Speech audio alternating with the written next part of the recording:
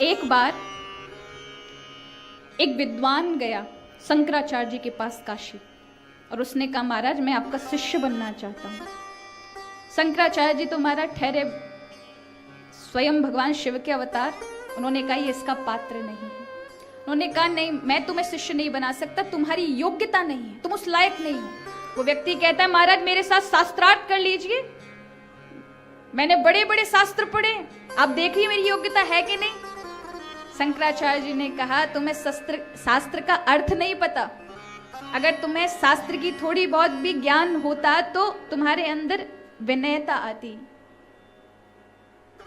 और शास्त्र ने यदि पढ़ने के बाद तुम्हारे जीवन में विनय नहीं है तो तुमने शास्त्र का कोई अध्ययन ही नहीं किया, इसलिए तुम योग्य नहीं हो। अब कहते ना जीवन में आपको अपने अवगुणों पर दृष्टि आ जाए तो समझ लो प्रभु की कृपा है। उस विद्वान को समझ आया कि मुझे जगत गुरु ने कुछ कहा है, इसका अर्थ है मेरे में कमी है। पूछा महाराज किस तरह से पात्रता बनेगी। उन्होंने कहा जाओ वृंदावन में और वहां सोनी सेवा करो, झाड़ू लगाओ, राधे कृष्ण का कीर्तन करो, 1 साल बाद आना, जब देखेंगे पात्रता होगी तो बुलाएंगे। अब ये 1 साल तक गया महाराज, भगवान का भजन किया, राधे कृष्ण या वृंदावन में आके खूब सोनी सेवा, झाड़ू सेवा की।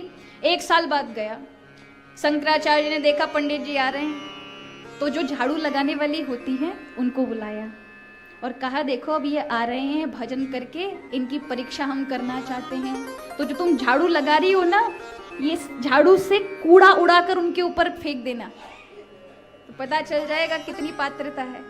वो कहती है मुझे तुम मारेंगे पकड़ के। बोले 1 रुपया मिलेगा, और उस जमाने का 1 रुपया बहुत होता था। वो सहज स्वीकृति दे दी उसने।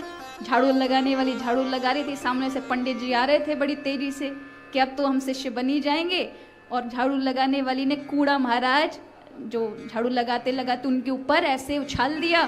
फिर तो महाराज बड़ी तेज आंखें उनकी गर्म हो गई, लाल पीली हो गई, और सुनाने लगे दिखता नहीं अंधी हो गई है, झाड़ू कैसे लगाते, मेरे ऊपर कूड़ा फेंक दिया। तो वो तो बेचारी चली गई। शंकराचार्य जी महाराज के पास आए, कहा महाराज हम तपस्या करके आए हैं। महाराज ने कहा लौट जाओ, अभी तो लोगों को खाने को पड़ते हो, तुम्हें भी कोई पात्रता नहीं, जाओ फिर से 1 साल के लिए भजन करो।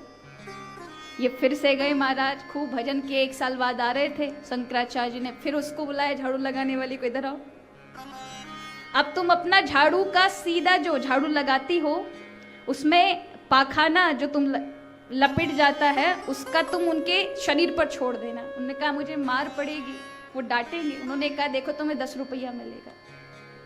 फिर क्या था, ब्राह्मण आए और उसने वही किया, उनके ऊपर वो झाड़ू पे लगा हुआ चीज लगा दिया। अब तो वो बहुत क्रोधित हुए, पर उन्होंने कुछ बोला नहीं। आंखें लाल हो गई, शरीर लाल हो गया। शंकराचार्य जी ने कहा अभी तो तुम आंखें दिखाते हो, गुर्राते हो, अभी नहीं बना है काम, जाओ लौटो, दोबारा से करके आना। पर वो व्यक्ति भी नियम का पक्का था, उसने कहा गुरु बनाना है तो इन्हीं को बनाना है, चाहे कुछ भी हो जाए, जीवन भर ये तपस्या करूंगा लेकिन गुरु तो इनको बनाऊंगा। गया लौट करके, फिर वृंदावन में भजन किया, और अब की बार जब आ रहे थे तो शंकराचार्य जी ने उस झाड़ू लगाने वाली को कहा इस बार 20 रुपया मिलेगा, कचरे की टोकरी भी इनकी खोपड़ी पे जाके डालनी है, क्योंकि अब गुस्से काम नहीं चलेगा, अब साधना पक्की वाली करके आ रहा है, तो अब बड़ी वाली परीक्षा चाहिए। तो हमारे पंडित जी आ रहे थे, झाड़ू वाली गई महाराज और भर के कचरा उनकी खोपड़ी पे डाल दियो महाराज।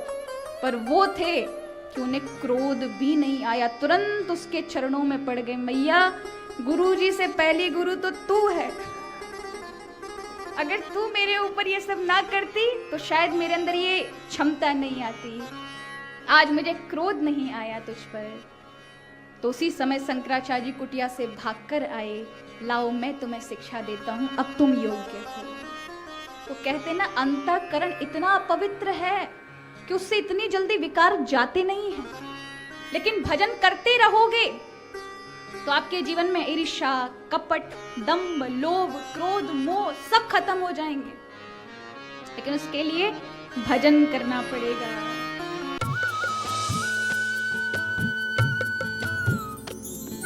सर्वधर्म संगम, धर्म के सच्चे प्रहरी।